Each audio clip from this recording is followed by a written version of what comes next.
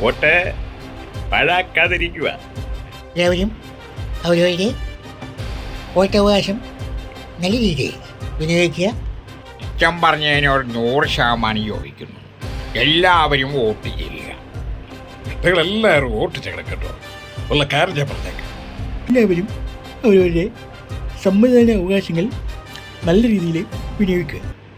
എല്ലാവരും വോട്ടുകൾ നല്ല രീതിയിൽ വിനിയോഗിക്കുക. പറഞ്ഞ റൈറ്റാണ്. എല്ലാവരും അവരവരുടെ വോട്ടവകാശങ്ങൾ നല്ല രീതിയിൽ വിനിയോഗിക്കുക. ആ റൈറ്റ്. വോട്ടുകൾ നിങ്ങൾ നല്ല രീതിയിൽ വിനിയോഗിക്കുക എന്ന് മാത്രമേ എനിക്ക് പറയാനുള്ളൂ.